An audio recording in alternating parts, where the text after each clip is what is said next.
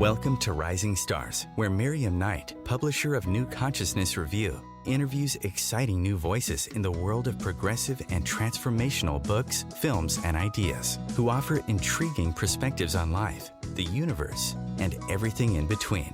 Join us as we celebrate the conscious awakening and explore many expressions of consciousness in action.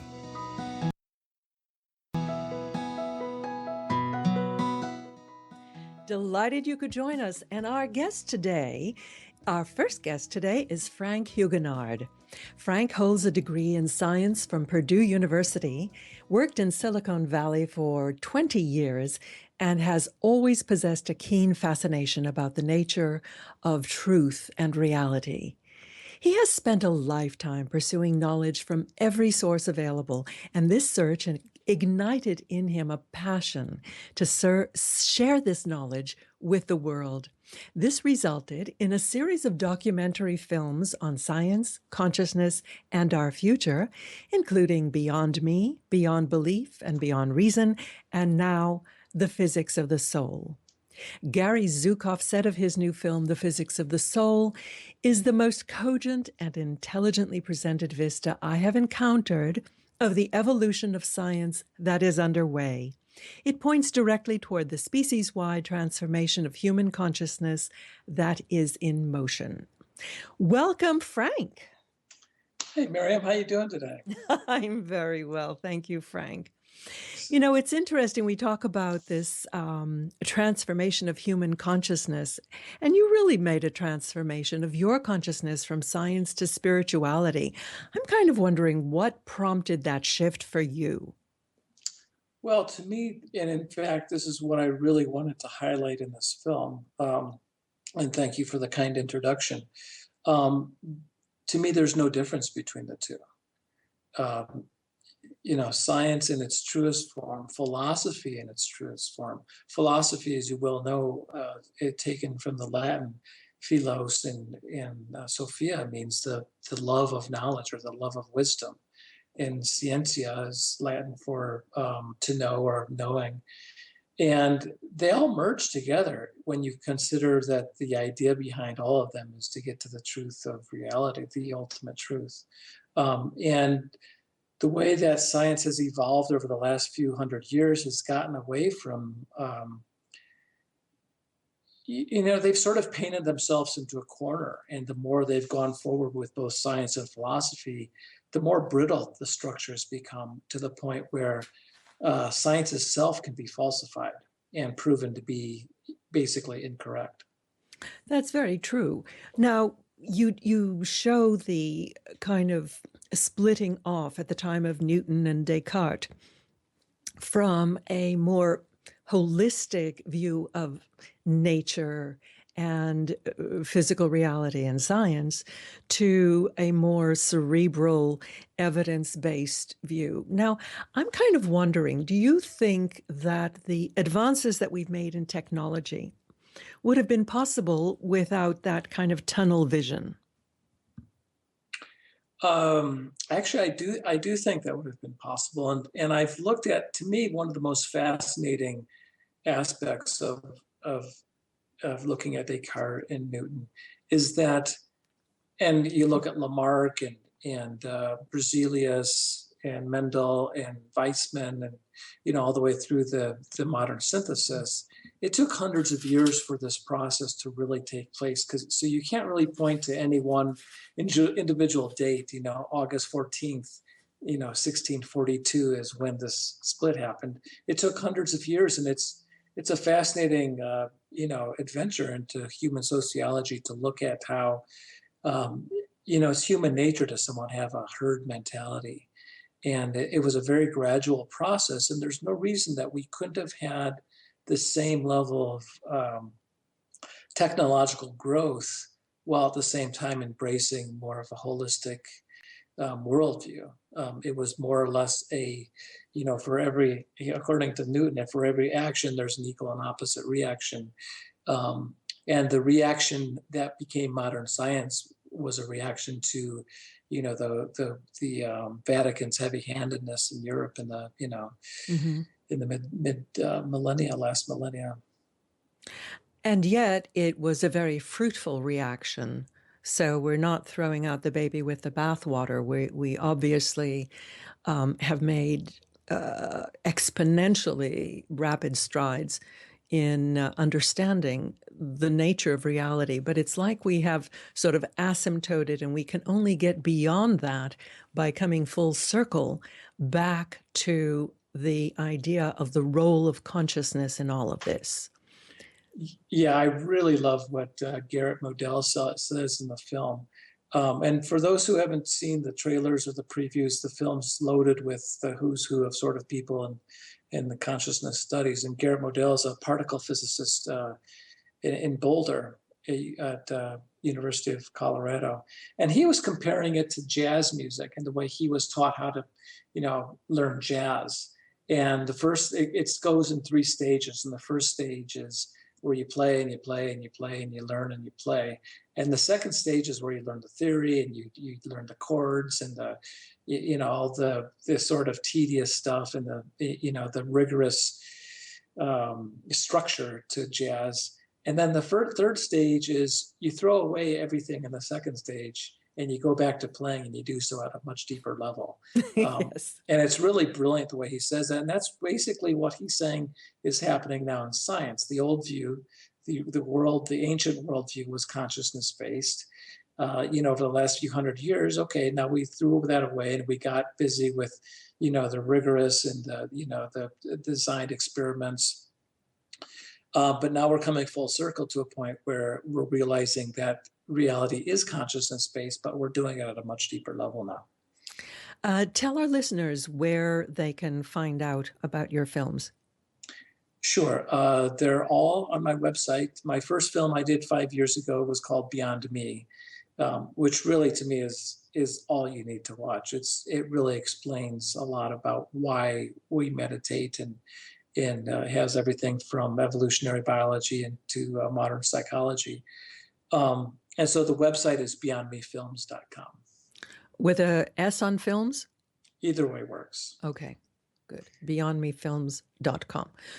Well, the overview that you give of science and spirituality is really beautifully done. I mean, considering that we're talking about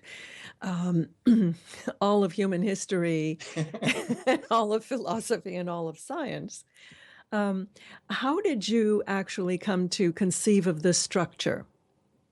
Oh, I'm a bit of a hack in the most best use of the word. I don't.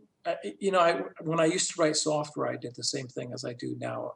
I compare it to throwing pottery, which drove some of the people in Silicon Valley nuts because, I would go. And for those who don't know my story, 15 years ago, I invented a product 4 years before anyone had ever heard of Skype or YouTube that did both. And of course, I got fired for it. But, and I wouldn't be here right now had not all that happened. But the way I work is very organic like that, like throwing pottery. And so a year ago, I did the first 3 films and I thought I was sort of done with that. And a year ago, I kind of had this thought, okay, I'm going to do a film on healing. When I started, I had the most amazing ramp up. 6 people, including Zukov, who I had approached earlier for other films, who had either said no or didn't even bother responding, had all said yes within the first 10 days. This was ridiculous. And quickly I started to realize that this was more than one film. It's at least 5, and it could be as many as 10 films because you can put, I like to use, something I've come up along the way is that the word health is a verb. You can't really talk about health as a static moment in time because all organisms are constantly decaying and rebirthing, and it's a constant process. The human organism is, it's a self-healing machine. That's what we do. We heal automatically. All organisms do that. So how do we achieve optimal performance, in maximizing the resilience of this organism? And you can put healing happens on 5 levels: physical, mental, emotional, social, and spiritual. So you can put almost anything, in the world underneath that umbrella. So the first film that is called The Physics of the Soul is an introduction, and it really just says, look, there's too much here that science in its current form can't possibly embrace. So either one of two things: we're going to have to change science, or we're going to have to discredit thousands and thousands and thousands of scientific studies that prove this is a legitimate phenomenon. Well, people come up with their scientific theories based on their knowledge at the time. And so it's legitimate for science to change. And I think people don't have to feel so defensive about it when new information comes to light. And certainly the sort of revolution in the role, the appreciation of the role of consciousness in science, and specifically in healing, is really a game changer. I have at least 5 books on my desk. Of course, it's a very cluttered desk, that not only talk about the physical aspects of healing, but also the mental, emotional, spiritual aspects as well. You cannot look at it at any one component in isolation anymore. That model is becoming outdated. And I think that's what you show so beautifully in your film. Well, thank you very much. I appreciate your kind words. And, it's an interesting process because I'm half teacher, half artist, half researcher, and by the way, lots of halves in there, Frank. I yeah, I'm a little schizophrenic. I guess that's my Gemini, but I did this whole project myself. I did all the filming, the interviewing, the post-production, pre-production, da da da da da. And I just find that it's a tremendous medium to be using in this day and age. Wow. Yeah. Well, we are speaking with filmmaker Frank Huguenard about his latest film, The Physics of the Soul. Please stay with us. We're going to go to break, and then we'll be right back.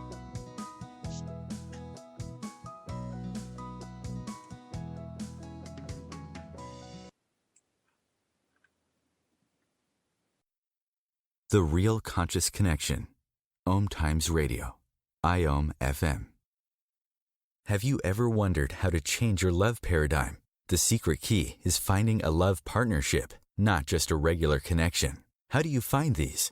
Through conscious relationships. Ascending Hearts Dating is a dating site for people like you that believes in second chances and a different type of spiritual connection. Try Ascending Hearts for free today at ascendinghearts.com and change your love paradigm. Ascending Hearts, the premier dating community for the spiritually awake. Do you have time to read that inspiring book or that blog post you've been meaning to get to? In your busy world, how do you improve yourself and keep your life going? I'm Lisa Kay, and my Between Heaven and Earth radio show can transform your life just by listening. Be uplifted with inspiring topics, positive stories, and ideas that really work. Between Heaven and Earth Radio is conscious living for your soul, every Wednesday at 4 p.m. Eastern Time.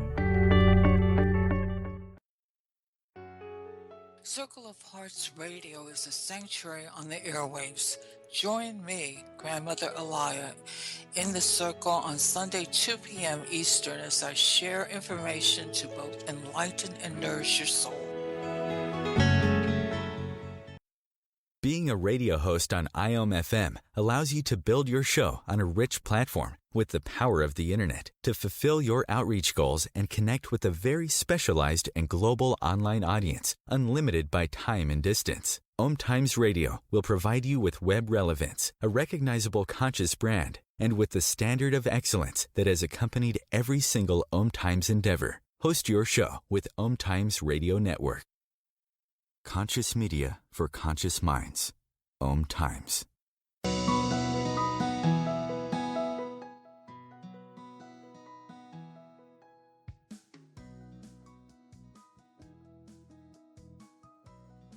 This is such a beautifully constructed film. How did you actually put it together? Did you have sponsors? No, actually, if you someday when I write the book, it'll be quite amazing. But other than cost of living cost, which are I would have had to pay anyway, the total amount that this film cost just for travel expenses,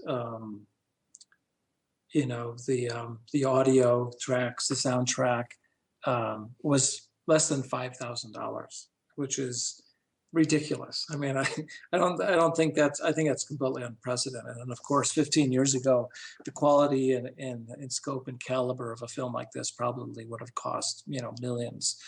So technology is amazing. But I've been, I had a small crowdfunding activity for this that I raised a little bit of money. And, it's just a very, like I said, organic practice. In the last year, I've driven almost 30,000 miles, stayed at a lot of Motel 6s and ate a lot of Subway sandwiches. God. And a higher sacrifice I can't think of. yeah. And, I interviewed almost 45 people total. And 11 of them ended up making it into the first part, although a lot of the material I have is still very much appropriate for the follow-up installments in the series. And as far as constructing it, there is no way I could have scripted this. That would have been impossible. You go, and it's a beautiful. I love being out on the road. It's pure magic. I'm out in the middle of Tucson, Arizona, and I've got just enough money to make it back to North Carolina. I've got everything kind of, budgeted out to the last penny, and my brakes go out. Oh, gosh. And it's $500. And an hour later, I get a $500 donation. Oh, my goodness. And that's just how it is out on the road. And the process of rolling, I don't think Gary Zukav or Stuart Hameroff or whoever else is in the film expects me, someone who's well-versed in both science and spirituality and philosophy to walk in the door and do interviews. They do these documentary films all the time, but I can meet these people where they're at, whether they're an author or whoever they are. And just the entire process of taking what I learned from one interview, researching on the road to the next interview, and just, snowballing all the information. And then you get back and you start molding it into a film. And it's, you go have a focus group and you show it to people because you think it's brilliant and they hate it. But yeah, you take their feedback because focus groups are a critical part of the process. So you take their feedback, you mold it all together, and you go show it, and you think, okay, now it's it.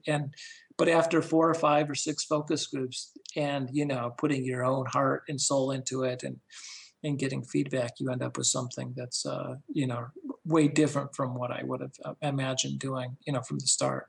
What is your hope for the impact this film will have? Oh my God. I mean, I can be very grandiose about it. Other than changing the world. Right? Other than changing the world, exactly. I mean, there's a beautiful song at the end of the film that really leaves a punctuation mark. But we have to, certainly in my own life, 15 years ago, my life blew up. And it was not that I was a choir boy prior to that. My life needed a personal course correction. And, the universe, beat the crap out of me until I got it. And right now, humanity needs a pretty significant course correction. Science has, they've made some tremendous blunders. Some of the things that they've assumed to be true have proven not to be true. And we need to correct that. And like I say in the film, science is based on something called materialism, which is that, scientific reductionism, that everything's material and there's nothing beyond that. And there's no coincidence that science is inherently materialistic, and so is all of Western civilization, and so that needs to change. We need to imbibe and embrace. I like what Desjardins said, we're not human beings having a spiritual experience. You've heard this a million times before.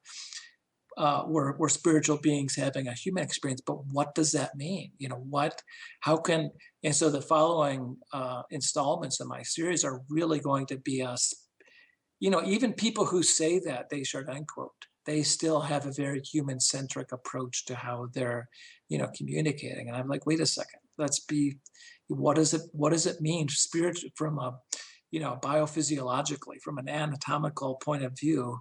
What does that mean to be a spiritual creature having a human experience? And so that will be brought forward in the next films. And I can't wait to see those because they're going to be really great. I suppose the best way to provide evidence would be in your own life. How did this awakening that you described actually manifest itself? Well, my story is quite tragic. I invented this genius product. And by the way, I subsequently, that was just a toy, by the way. I mean, Skype, YouTube, yeah, whatever. I went off and invented something after I got fired called Universal Telecommunications, which had universal voicemail. It had I patented the idea for voice recognition, you can say that I invented Siri, I invented visual voicemail. I mean, I did a lot in Silicon Valley as far as being an innovator and coming up with new ways of using technology.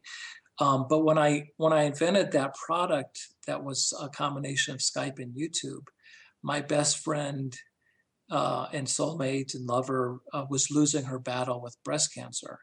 And as sad as that is to hear, it's really impossible, I think, for people to get their minds around the fact that while I was moving my kids, and myself 2 times over that summer, taking my friend to, chemotherapy and that whole thing, radiation, surgery, I invented this genius product. I mean, it was nuts to be, the juxtaposition was amazing. And I got escorted out the door by a rent-a-cop, and it was brutal. And then she passed away. And my whole life was just, I was hurting. Yeah. I was a hurting little puppy. And, it took a few years of just, I was, grieving and in a lot of suffering. And I had always, I've had a lifetime of precognitive dreams, psychic experiences, things, and I've always dabbled in different forms of meditation and that sort of thing. And around 12 years ago, I just decided, okay, I'm going to just do this. So I took up a meditation practice, started doing a lot of yoga, practiced meditation twice a day for the last dozen years. And, over a long time, it really has a profound effect on you.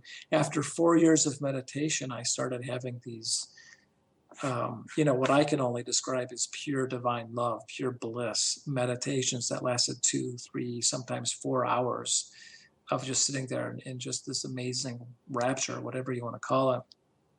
And the first thing you want to do when you achieve this, fourth state of consciousness that most people aren't aware of is communicate that to people. And so I wrote a manuscript called Beyond Me.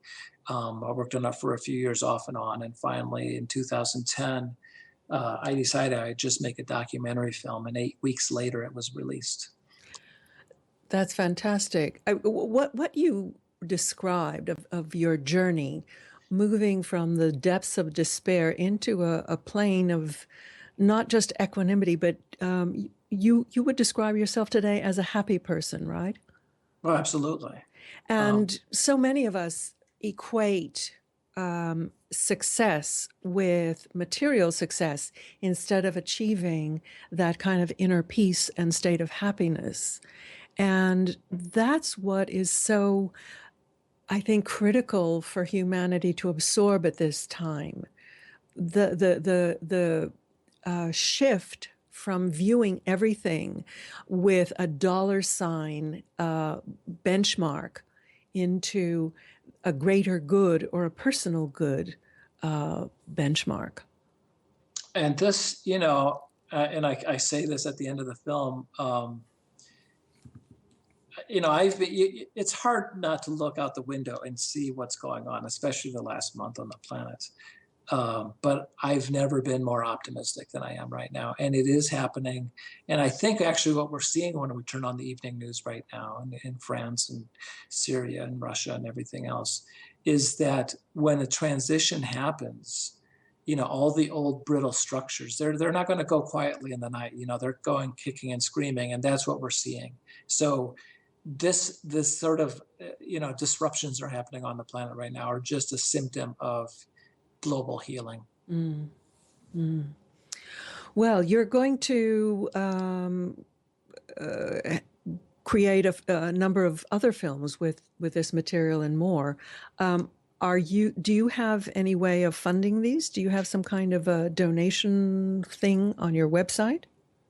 Yeah, I don't have a way of funding them right now. I've got, and this one was low budget, but the next one I could easily spend, a significant more money on, because I want to do a lot more. When you're trying to illustrate all these properties of human consciousness, I want to invest into a lot of, computer generated animations. I do have a 501c3 not-for-profit set up for if people wanted to make significant donations. And I can definitely use a lot of capital to move forward on all kinds of different fronts. And that's all on my website. You have some of your older films available to watch for free, don't you? I moved them in an effort to help fund the future productions. I've moved them all onto pay-per-view. I see. So you can rent them individually, or you can get the entire bundle of all 4 films for a 20% discount. Well, I do recommend our listeners to watch either the Physics of the Soul or Beyond Me, or really any of them, and get a feel for not only the shift in consciousness that's happening, but the real quality and contribution of Frank's work. So I really want to thank you for your work, Frank, and tell the people again the website. beyondmefilms.com. beyondmefilms.com. Right. And, you've been very kind and gracious with your time and your description of, my work. And, it's a labor of love, and it's something it's my way of giving back. Well, let's hope that influences other people to take a page out of your book. We've been speaking with Frank Huguenard about the physics of the soul, www.beyondmefilms.com. Stay with us, and we will be back after these messages. Free your mind with Om Times Radio, IOM FM. Om Times Magazine is one of the leading online content providers of positivity, wellness, and personal empowerment. A philanthropic organization, their net proceeds are funneled to support worldwide charity initiatives via Humanity Healing International. Through their commitment to creating community and providing conscious content, they aspire to uplift humanity on a global scale. Om Times, co-creating a more conscious lifestyle. The name is Bond. James Bond. No, the name is Joe. The Joe Show. And we are returning back for our 9th season here on Om Times Radio.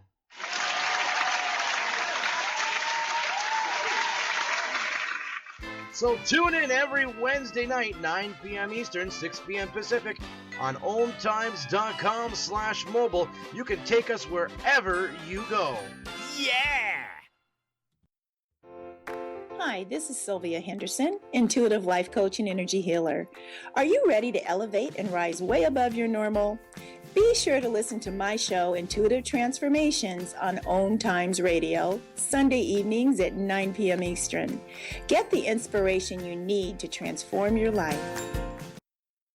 Host your show on IOM FM, the radio network of Om Times Media, one of the more recognized brand names in the conscious community, and is backed by the extensive marketing reach of Om Times. Hosting a show on IOM FM immediately connects you with our extensive dedicated community.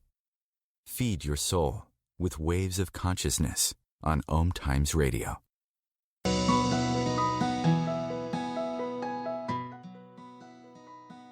Sideroff, PhD. Dr. Sideroff is an assistant professor in the Department of Psychiatry and Biobehavioral Sciences at UCLA, as well as the director of the Raoul Wallenberg Institute of Ethics.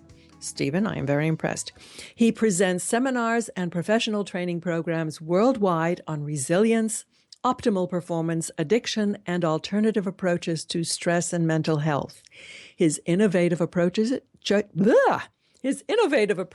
treatment span a wide range of cutting-edge research in brain and behavior, including peak performance in sports, psychosomatic and behavioral medicine, optimal functioning, and ADD, and the use of neurofeedback in treating substance abuse and cancer. That's fascinating. He is the author of his most recent book, The Path, Mastering the 9 Pillars of Resilience and Success. Couldn't we all do with that? And I am very pleased to welcome Stephen Sideroff. Well, thank you for that introduction, Miriam, and it's a pleasure to be on your show with you. Sorry, I've been tripping over my tongue, Stephen. Maybe I am under stress. When we listen to the news, I think it's very difficult to avoid being under stress at this time. And so that's why I was particularly keen on getting you on the show, because your book actually has some fascinating approaches to dealing with stress. How is it different from other ways? Well, first of all, I take a look at all the different ways that we're impacted in our lives by stress, and all of what we bring to a situation, such as our own wounding and unfinished business, that actually make stress more impactful than it really needs to be.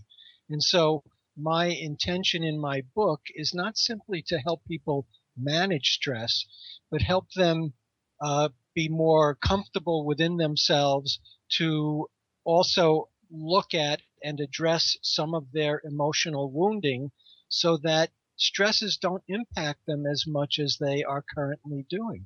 That's interesting. So you're saying that if someone is already kind of in a delicate state, a delicate emotional state, that these external stressors will have that much more impact. Right. And it's sort of like a back and forth kind of thing, because the more stress we put ourselves under, the more we challenge our coping abilities and make it more difficult to handle what's going on in our lives. And then on the other hand, some of our wounding, such as the need to be loved, the need to be accepted, all of these things actually cause us to drive ourselves harder in life, which then creates additional stress. So the whole idea behind my 9 pillars of resilience is that there are 9 different ways that we can develop ourselves to handle all the kinds of ways that we encounter stress in our lives. Well, give us an example. Well, I alluded to it right there. My first pillar is your relationship with yourself. And most people think in terms of stress, okay, these things are kind of coming at me. But if we are a person who's particularly critical with ourselves, hard on ourselves, then whatever situation we encounter, we're going to add to that stress by that being hard on ourselves. I didn't do it right. I should have done it better. So you can have a stressful experience, let's say, Miriam, that's a half hour in duration. But if the day before I start to worry about it, so that my thinking contributes and my worry contributes, I will begin triggering my stress response a whole day before the actual event. And if I go to sleep worrying about it, then I have impaired sleep. I don't get full recuperation. And so again, I'm making a half-hour situation worse. If after it's over, I start to say, well, did that person like what I said? Did I say the wrong thing? Now we extend the stress beyond the duration of the actual stressful experience. So my 9 components are designed to address all these different ways that we experience stress and we are affected by stress. Well, I certainly resonate with all of the mechanisms that you described, but telling somebody not to worry somehow is not really that effective. Are there any tips on how people can actually not worry? Well, I definitely agree with you, and I work with a lot of physicians who might say to their patients, you need to relax more. In fact, they'll say, well, you need to get more sleep, you need to relax more, you need to stop drinking, and the patient walks out saying, I need to get a different doctor. Right. Because it sounds so overwhelming. And that's another thing that I do in my book. And I've created this notion of the path. And the whole idea behind the path is at any one moment, you can't do everything that needs to be done to address your stress. You can only do one thing at a time. And the whole notion about the path is that if you are doing that one thing, that puts you on the path. And then you need to be appreciative that you're doing that one thing, even though there's still a lot of things that need to be done, because people feel overwhelmed by all that they need to do. But responding to your particular question about, say, worry and negative thinking patterns, I introduced this concept of primitive gestalts in my book, and essentially it's about the way that our brains develop based on our childhood environment and our childhood lessons. And our brain literally develops as if that environment of our childhood is the way the whole world works, which is furthest from the truth. And so our brains get locked in. In fact, we can say that our ability to adapt gets frozen due to the lessons and the learning of our childhood. And so what we are talking about now, for example, is about worry about a future event or catastrophic expectations, imagining the worst possible outcome. These are all learned ways of thinking. And so in my approach and in my book, I suggest that I can't just tell you, stop that negative thinking, but I can give you a way of retraining your brain, of learning more effective ways of thinking. And then it becomes an ongoing process where each time, you first have to have the awareness and be present and notice, oh, look, I'm doing this negative thinking again. And then going through a cognitive lesson with yourself based on the information I present in my book that says this is not going to get you anywhere. It's an old way of doing it, and we need to do it in a new way. And so every time that you recognize that you're going down the wrong path, the ineffective path that you've been doing all your life, the first thing is, okay, look what I'm doing, but within the concept, Miriam, of acceptance, rather than beating yourself up. Okay, let me look at this. This is what I've learned in the past, but now I have a new way of doing it, and let me do it this way. And so each time that you recognize this, and each time that you're able to make that change, you are literally helping your brain function better. And it's a step-by-step, one thing at a time process. So it's recognizing that you're kind of initiating a pattern and somehow interrupting it and saying, okay, I don't have to go there. That's correct. That's correct. And if you can do that, that is success in the moment. And it may take literally dozens and dozens of times of re-engaging that very same process to begin establishing healthier new patterns. But if you do it within the concept of acceptance, then you're willing to do this step-by-step process. I've heard that it takes 28 days or 21 days to change a habit. Is that your experience? I think it takes at least that, and I think you have to have patience, because the ironic thing is that when we're stressed, the newest lessons that we learn get thrown by the wayside, and we revert unconsciously to the older lessons. So a lot of times, and that's again the whole idea behind being on the path, is that many times we're going to fall off the path because the stresses are too much for us in the moment. Recognize it and realize, well, I can get right back on the path simply by taking one positive step, like practicing a relaxation exercise. Mhm. So it's an encouraging, hopeful approach where it acknowledges that things are going to take us off the path, but if we have a way of getting right back on it, then that's okay. And the path is simply the path to what? Self-mastery or Well, equanimity. right. The path is the optimal way of being in this moment, each and every moment. Hmm. And it's based on my 9 components of resilience. What is the major component? Is there one really important one that's more important than the others? Well, I would say that the 8 after the first one are based on that first one, which is our relationship with ourselves. And again, in our childhoods, we get negative messages, even when they're not intended by our environment, by our parents. And because they go in at such an early age, they sort of feel right, even though, and as I explain to people, that they're not in your DNA, they're not in your genes, they are learned, and so they can be unlearned. Unlearned, absolutely.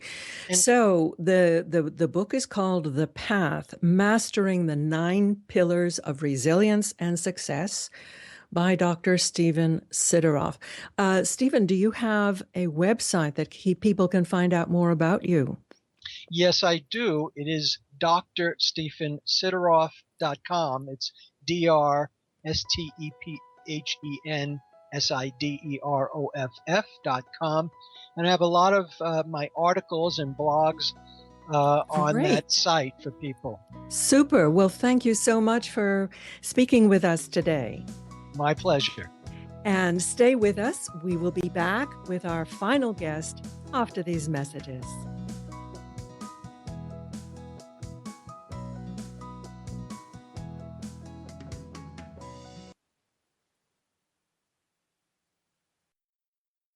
Conscious media for conscious minds. Times.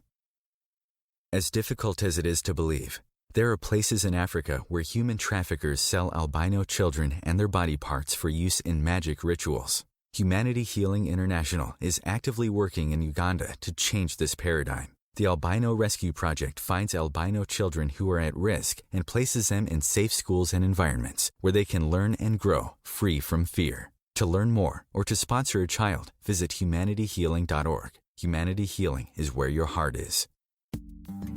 Hi, this is Angela Levesque, host of Entanglement Radio.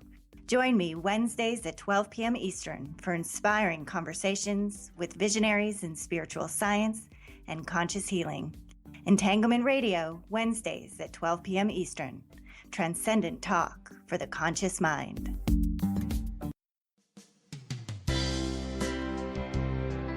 This is Terry Van Horn, and I want to invite you to join me for my weekly radio show, Healing Light, on Om Times Radio, every Wednesday at 6 p.m. Eastern Standard Time.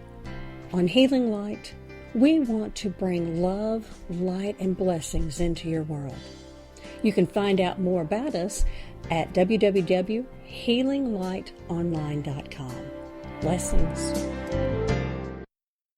Being a radio host on IOM FM allows you to build your show on a rich platform with the power of the internet to fulfill your outreach goals and connect with a very specialized and global online audience, unlimited by time and distance. Om Times Radio will provide you with web relevance, a recognizable conscious brand, and with the standard of excellence that has accompanied every single Om Times endeavor. Host your show with Om Times Radio Network.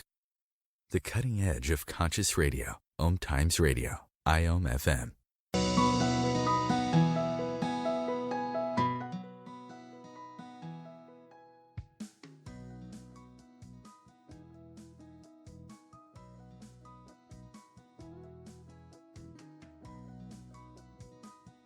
for Writing Lab. She helps entrepreneurs, bloggers, and nonprofits tell their story. She's also the author of the Another Jennifer blog and the creator of the Simple Giving Lab and author of a wonderful new book called Simple Giving, Easy Ways to Give Every Day. And she is based in the other side of the country in Brunswick, Maine. Welcome, Jennifer. Thank you for having me. I thought it was funny that you were talking about going to the other Portland. The other Portland, yes. Well, Jennifer, this is the time of year when all of the charities get their letters out to potential donors. And I think a lot of people are hurting nowadays. And your book is showing that money is not the only way to give. Tell us about it. What are the ways that we can really incorporate this spirit of giving, which makes us feel better, into our lives? Well, as you know, we're heading straight into the holiday season. And the reason why I started to write more about philanthropy on my blog and sort of explore the topic and how we can give was because, I have been in the nonprofit world for, a decade now. And I actually wrote a letter last week asking for money. As part of the nonprofit world. And, as a donor, I sat back and I kept thinking, you know what, I'm not giving enough, because at the end of the year, I'm thinking, oh, I don't have enough money. I gotta, shop for these other people and, family and things like that. So many things going on. And I sort of got frustrated because I wasn't spreading out my giving enough. And then I sort of started, and then, on the nonprofit side, I would see that, people, donors, people who would call and just want to help out, weren't entirely sure how to help out or how to give. And I realized very quickly that it doesn't have to be money or time. There are so many different ways you could give. And I actually I have this Philanthropy Friday series in my blog that I've been writing for several years. And I had all these different stories about how people and businesses could incorporate giving into everyday life. And that sort of blossomed, that I started looking at all those posts and all the people that I talked to, because I was looking for inspiration for them. And I realized that I actually came up with 6 different giving models from that. And I realized, there's traditional philanthropy, but, there's sort of new and different ways you can do that. But you can also, there's everyday acts of kindness. You can also, be more conscious when you're shopping. You can really take what you're passionate about and take action on that. There's also, for entrepreneurs and business owners, just incorporating giving into business. Into the business model. And there's ways to just give it forward. If you're already, sort of a giving person, like involving other people and inspiring other people to give in the ways that you do. So it sort of just blossomed from there. And now I try, the point with the book is to not only think about giving during the giving season, but all year round. How can we do that? It's really incorporating a spirit of compassion and wanting to do good in the world into your life. Right. And it's sort of, in the way I look at it, is it's keeping giving top of mind and sort of changing your brain to think that has to be, time and money. It could be, for example, I know one morning I was rushing to get out of the house to get to work and get the kids to school, and I had to sign a field trip permission slip real quick for one of my kids. And I noticed there was a fee. It was like a $5 fee. I noticed on the bottom it said, if you wanted to, donate a little bit money towards somebody else's fee, a student who couldn't pay for it, that was also suggested if people could do it. So, very quickly, this, 2 minutes, I signed it, made out a check for $10 and, sent it with my son. And, I felt good about the fact that, hey, I just paid for, $5. Mm-hmm. Another student who might not have gone on the field trip. So like little things like that to recognize, opportunities in front of you. Right. You mentioned consumers and shopping. What labels should consumers look for if they're shopping consciously? Well, with shopping consciously, there's a few different ways, approaches, or all of them really, that you can take. I look at shopping locally first, if you can, to, support your local business owners. I always think about, the grocery store and stuff, looking for fair trade products. That's often sometimes, if I'm looking in the coffee aisle, for example, like so many different options. A lot of times I look straight for first fair trade products, because I know that the people who produce the coffee beans were paid fairly and supported in that way. I also think about, and especially this time of year, any sort of product or gift that gives back is really great too. There's a lot of different, To the Market is a website, for example, that's in the book, that is all survivor made goods. So there's beautiful scarves and jewelry and things like that. But when you purchase from them, you're also supporting somebody else who is a survivor of some sort of conflict or human trafficking. So there's a lot of different, decisions, and just being conscious about the products and the stores that you shop from. Are they supporting the community, whether it be local or global, whatever's important to you? Do they have, corporate social responsibility program? What's their carbon footprint? Sometimes you have to do a little research, but it's also worth it. You can make a difference that way. So it's really just being thoughtful and looking kind of behind the labels. Absolutely. I think one of the my favorite parts of your book were the stories of the different entrepreneurs and how they came up with the ideas for the particular entrepreneurial business that they started. Absolutely. And I found, that was, like with my philanthropy series on my blog, that's what really inspired me, just talking to other people, because it's great to talk about different ways to give, but to actually read the stories of how people are doing it and getting ideas that way. That part of the reason for writing the book was to share those stories, but also to have, so people can actually take action. I tried to include some resources and things too, like, okay, how can I use this and do my own thing and create my own way of giving. By the way, we're talking about Jennifer's book, Simple Giving, Easy Ways to Give Every Day. And it's Jennifer Iacovelli, Iacovelli. Jennifer, what is your website? My main website is anotherjennifer.com. And I still actually do my Philanthropy Friday series. So I'm always, and actually, if people are listening, if they have stories of how people incorporate giving, definitely contact me, because I love to tell those stories. But it's anotherjennifer.com and also simplegivinglab.com. What do you do in the Simple Giving Lab? That's a newer site, and I'm trying to develop that a little bit more. But I actually I try to share just little bits of, inspiration to give. It could be a quote, it could be an article, it could be stuff from my own blog. And I actually invite other people to submit too. There's a tab on there that people can actually submit their own inspiration for giving. So it's kind of just, an ongoing thing where, people can just get inspired to give a little bit more. Do you have maybe a list of conscious businesses on there that people can actively support? Yeah, I actually have a list. I have it's called Gifts That Give Back. And usually, because I do it around this time of year, I share it and stuff, but it's something that I update year round.